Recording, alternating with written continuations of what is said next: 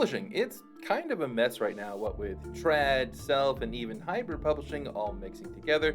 Not to mention things like Disney refusing to pay out royalties for the books they acquire, Kindle Unlimited undercutting the entire market, and Spotify trying to screw over their audiobook narrators. It's a murky world out there in the land of books. And last week, when my guest Paul Gitsham and I were busy debating on who was the better mystery writer between Agatha Christie and Michael Connelly, which if you haven't checked out that episode, you ought to, it's really quite good, we got deep into the weeds of the current state of publishing and the darker business side of working in a modern day creative field. So if you've ever been curious and wanted to peek behind the curtain a little, check out this week's bonus episode of Beyond the Manuscript.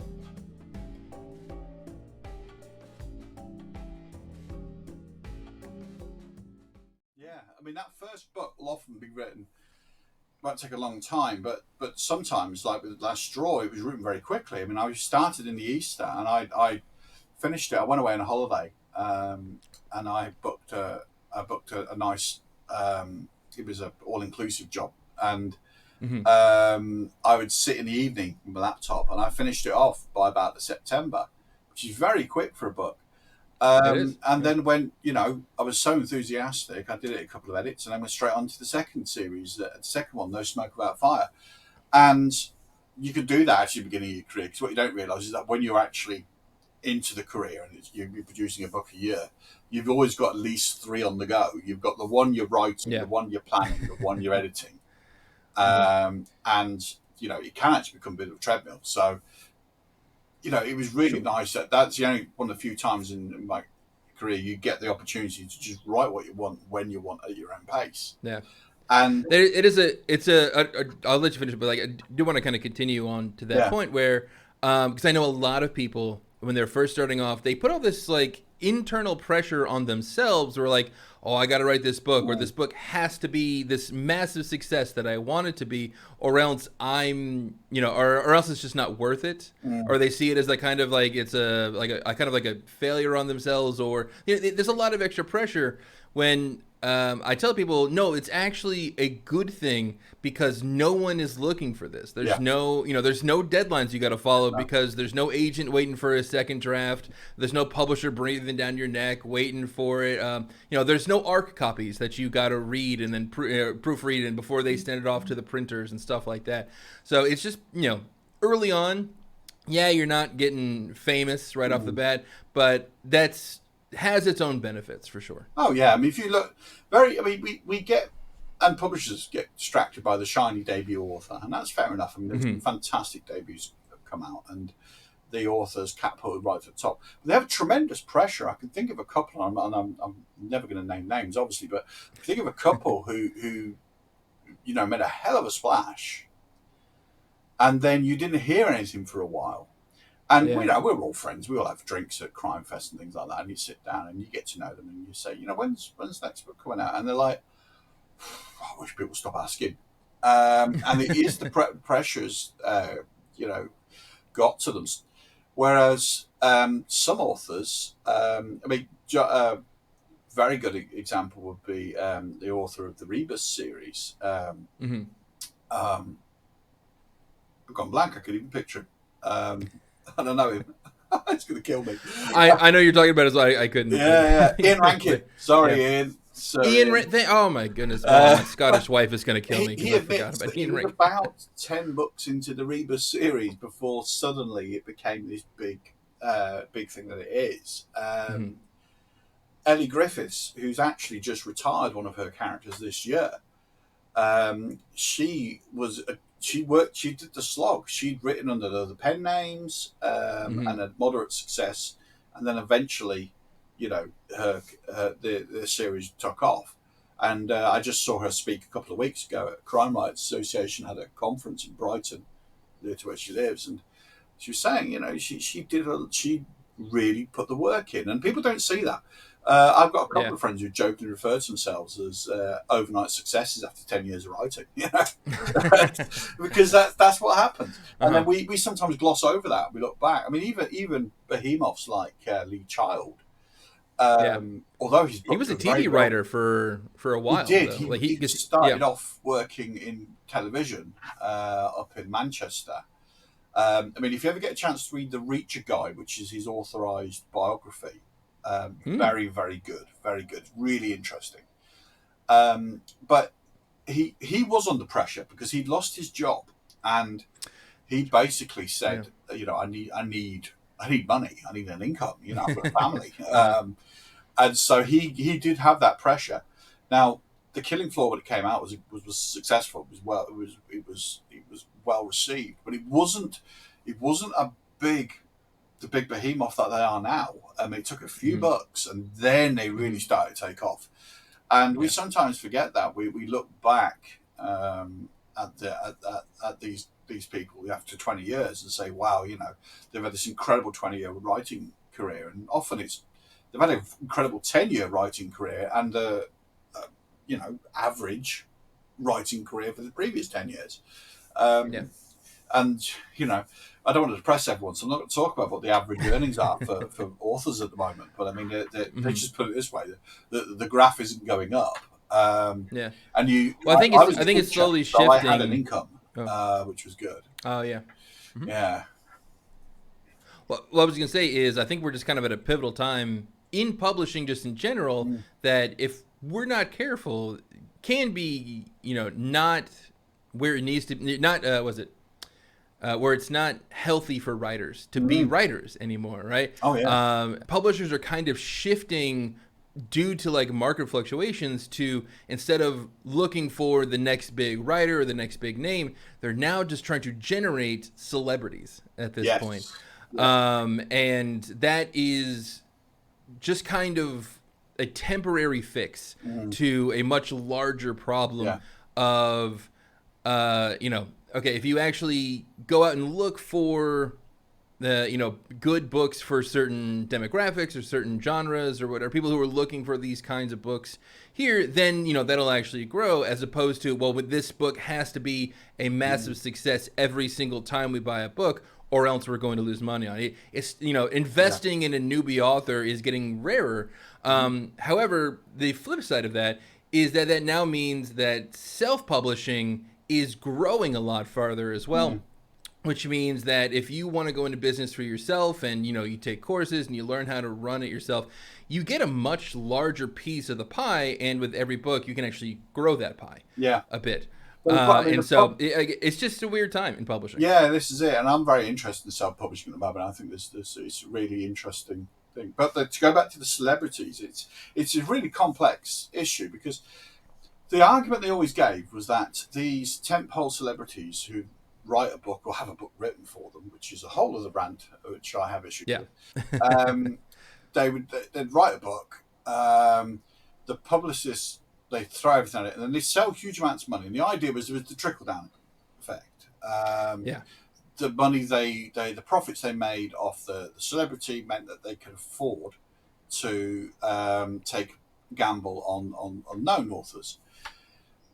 It's like trickle-down economics in the 1980s. It hasn't really worked. It doesn't really work. Yeah. One of the big criticisms is that the celebrities, who often don't really need it, suck up a huge amount of the publicity budget. So, as any unknown author will tell you, you don't get any pushing from your publisher. You get very no, you don't. You have to do most of it yourself, which means for many people it's a completely new genre. I mean, I'm not bad with PowerPoint. Years of teaching means I'm pretty nifty with PowerPoint, and I've trained myself, and that's how I do all my stuff. But that's me doing it, and it doesn't look as polished as the professionals, the publishers. But I don't have a choice, because if I'm not going to do it, they're not going to do it. It's just not going to do anything. Yeah. And that's a big issue. Also, advances are really interesting. I mean, I've never had an advance. I've never. I've always had royalties only. And they said now that basically the advances are either 0 or 6 or 7 figures, and there is nothing in between. What it used to be was that career authors ticking away on a book a year with decent sales and a loyal fan base would be getting 4-figure advances. And of course, the way the advance system works is you don't have to pay that back if your book underperforms, but you and then you start to get additional royalties once you've earned the amount Yeah, they're once going you've to put you out on. earned that advance, yeah. Doesn't happen anymore. Yeah. Those mid range advances have gone, and if you consider that basically what it's doing is it's paying you for, so shall we say, a year's work. Um, so a 4 or 5 figure advance is essentially an annual salary, if you like, Mm-hmm. because Mm-hmm. it's not necessarily guaranteed you're going to earn out your royalty. And Yeah. what is frustrating as well is that some of these 6 or 7 figure advances, the author never earns them out, and that means that the publishers, it actually is taking a hit. Yeah. So that's money come out of the pot. That's money that isn't going to go to the mid-range authors because they've took this gamble and it's failed. Mm-hmm. I mean, we could think of certain authors who, by the way, Mm-hmm. have written very good books, and I'm never going to take that away from them. I mean, there's anybody Yeah. writing the books that this person writes deserves everything they get. However, I mean, they have these huge royalties, and they've earned it out, and that's fantastic. They have brought in a lot of money for their publisher, but others haven't. They haven't done it, Yeah. and I think it's a very unhealthy state of affairs. There's been a recent court case in the US where, looking at some of the big publishing houses want to merge, and Oh there's an yeah, it's issue like there. Stephen King spoke out against this, right? Yeah. Exactly, there's an Yeah. issue there with competition and stuff. Well, they were Mm-hmm. very candid when they were questioned about profits and stuff, and it is quite bleak. You know, Yeah. the mid-range authors and the beginning authors are not earning.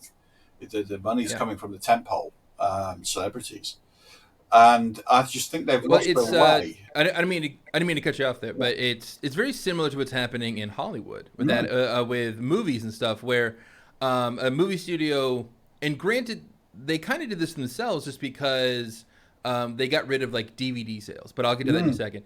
But because what Hollywood does now is that every movie has to be like an Avengers Endgame Yeah, level profit, or they're never going to invest in it. And the reason they don't do that anymore is because they'll only make like a one-time kind of, yeah, they'll only make like a one-time profit by selling it to a streaming service, right? yeah, Like, Netflix will buy up a movie for one single time, no matter how many times people will mm. view it on their platform, and those royalties will kind of get dispersed, as opposed to like DVD sales, where You it get the costs what residuals. 75 cents to print a DVD, and if it slowly grows like a cult following, over time it could actually make its money back.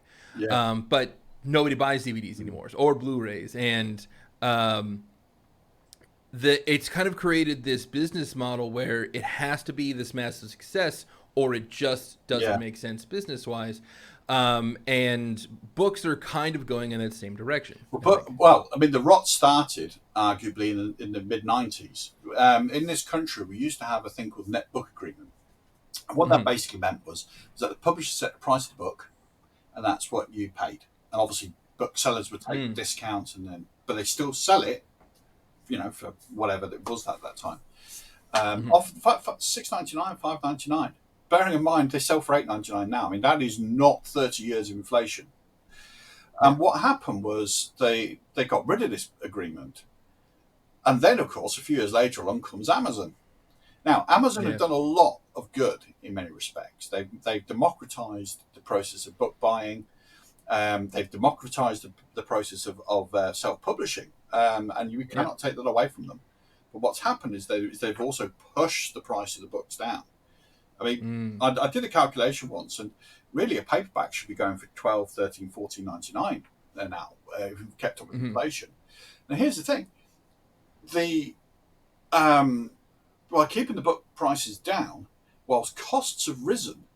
I mean, I just ordered a whole load of my own books from my Mm-hmm. publisher to sell at book events, and the sums meant that I would be taking a loss.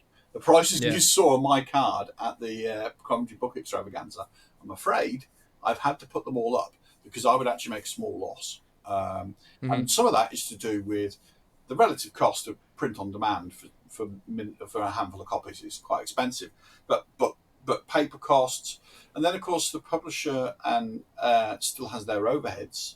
I mean, they're still paying the salaries for their editors and their proofreaders, and even though they've pared back, and that they really have, unfortunately, They still have those overheads, but the book prices haven't really risen. And so what's going to happen? Well, it's going to get squeezed. The profits you make on the book will get squeezed. The publisher will get their specifically cut, writers' and the profits. authors I will want to get point their out. cut. Yeah. And it's hard for the publishers as well as the authors. I mean, I'm not setting this up as publishers taking the money out of the pockets of authors. It's not really that's happening. I mean, when you sell a book on Kindle for 99 pence, you get 35% royalties. That's what the author gets. Yeah. If they are, they get 35% royalties after a delivery charge. I hadn't realised this, but they charge 10 pence a megabyte for downloading. So you don't get 35% of that 99p. And then you're going to split that with your publisher, or you take it yourself if you're self-published, but which means you've had to pay out of pocket for all of the things your publisher would have done. And when you think about that, you think, hang on a second, that's a royalty of just a few pence per copy that's sold. And it's significantly less per copy than it would have been years ago under the old netbook agreement. Paperbacks could be as little as 4% profit.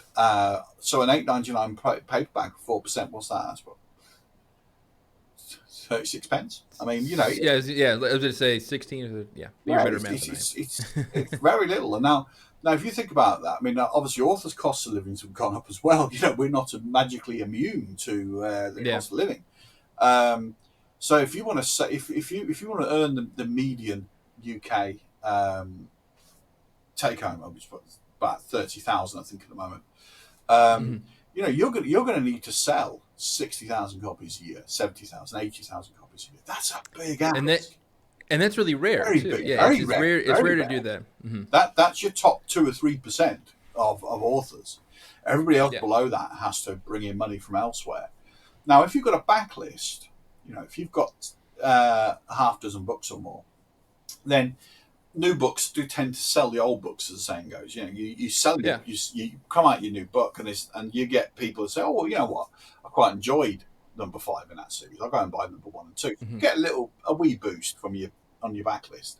And obviously, if you're writing a series, there's more of an uplift perhaps than if you're writing individual standalones. But even so, I mean, the author earnings are now down. I think it's about average £10,000 a year. Now that's not that if you are of regular working age, so you haven't got a pension because you had a previous career, then you are going to have to have another job. And if you've got another job, that's less writing time.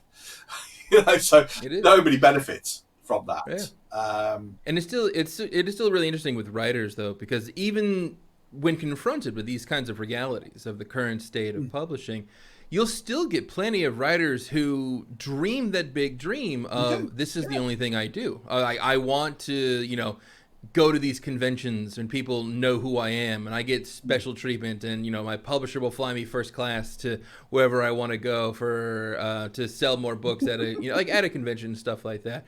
And the thing is, like with me though, I tend to have a little more humbler dreams to where I don't need to be Stephen King big or who's like Neil Gaiman or Brandon Sanderson or anything like that. I just want to live. I just want to make a living at this, and that's kind of getting harder and harder to do, for sure. It is, yeah. I mean, you know, my relatively modest goal would be that to earn basically as much as I would have done if I had remained in the classroom and career progressed through teaching. Now I still teach. I do online now, tutoring and that.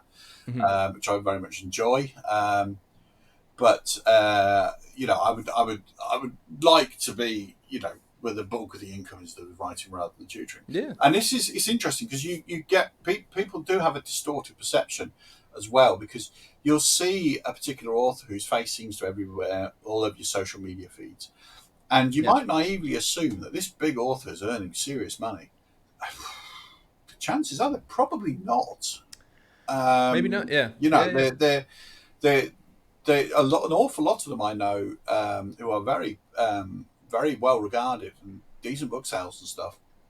They still have full-time jobs. And we don't tend to talk about it unless it's relevant to what they write, because obviously we have some really good legal writers who are still practicing barristers and that. if it's not relevant to what they write, they don't tend to talk about it. So you don't realise that this author that you follow actually isn't writing 8 hours a day. They're actually writing, 2 or 3 days a week if they can, whilst doing the job that they've always done. Yeah. And it's a hard way to balance. It's a hard way to juggle. And it does make it sound like we're whinging a bit about, but he's poor done author. Because let's face it, it's a damn good job in terms of enjoyment. It's really good fun. Even when the book's not behaving itself, it's good fun. But I think we look back sometimes at some of the authors, in perhaps yesteryear, who actually could just concentrate on their writing. And we have a lot more distractions these days. I mean, Agatha Christie, I know she became something of a superstar in the latter half of her career. She wasn't on social media all day promoting herself. She wasn't going to so many literary festivals, which are damn good fun, by the way. But nevertheless, it's taken out, it takes out a weekend of writing, and it's expensive. You tend to, unless you've got yourself on a panel, and even in some literary festivals, that's not the case. You don't really get paid for it. You don't tend to sell, unless you're a big name, you don't tend to sell that many books at these things. You tend to be a loss. I mean, it's, you have to pay for your hotels, you pay for your travel and your food while you're there. You might get an appearance fee on the panel, but it probably won't cover everything unless you're a big name author and they've flown you in. And you tend to lose. And that's why, I speak to some friends and say, you're going to go and do so-and-so. And they're like, no, I can only do 2 this year. And it is economics. They could do lots of library talks. I've just booked another library talk now, and they're great. I mean, you might sell some books. I don't charge for library talks unless if I have to travel a fair distance, just cover the petrol. I'll ask for petrol money. But other than that, I don't charge for that. And the hope is that at least a few people in the audience will buy a book. It's not much. I mean, with the profit margins on the books, it's very little. But actually, you get your name out, and it's fun. And of course, I'm sure you're the same. We grew up in libraries. Anything that can support a library and get people in and enjoying themselves. And one other note on libraries, by the way, people, don't ever feel guilty that you can't afford to buy a book and you use your local library, because there's this wonderful thing called PLR, which is where we get a few pence for every copy that is borrowed from a UK library. So actually, every year we get a PLR statement, which can be a few £100 or even up to the maximum. I think cut off £6,000 or something. After which point they don't take any more, so that the doesn't come out the pot. The library isn't paying that. So if you go and use your local library, don't think that you're taking that money out their budget. It's a central government pot. So please support your libraries, because actually it does indirectly support us. And well, a society with more libraries is always a good thing. That's what I say. Absolutely. Thank you so much for the insight of publishing and the publishing industry, and coming from the other side there. Please don't let me put anybody off. Okay, it's still fantastic. No, but this is important information. This is what people do need to learn all this cool stuff. Here on the expectation. Well. Exactly. It's I think I've said this a couple of times with other guests before, that I think being an author is definitely an over romanticized profession. Can be. It can be when push to shove, when push comes to shove a bit much. But the finances out, and it is romantic. I think they're really. There you go. Yeah, I think you have the ability to use telepathy in the form of words, where you get the ideas in your head into other people's heads. That's one that takes a lot of skill, and it's really, really fun. It wouldn't be as much fun. I mean, I'll be honest with you. It can be hard work sometimes, but that's when you look at your word count for the day and it says you've knocked out 2,000 words that day, and then you look at it and you think, and you know what? I think they're good words. I think they'll stay till the end. They'll get anything. They're great. They'll stay till the end. I tell you what, that's a buzz. That's And a good, yeah, it's a people will good put like in. feeling to, this is going to get me tomorrow. This is going to get me writing tomorrow. Yep. And then what happens is, because the writing gods tend to be very fickle, the next day tends to maybe be not as good or just as average, like an average 1,000, that kind of stuff. Stuff like that. But every so often you get those days where you just nail it out of the park and you're like, yep, this is why I do this, for sure. Yeah, absolutely. But that is that not life? Yeah, That's there not you go. life. That's pretty much that's a good thing.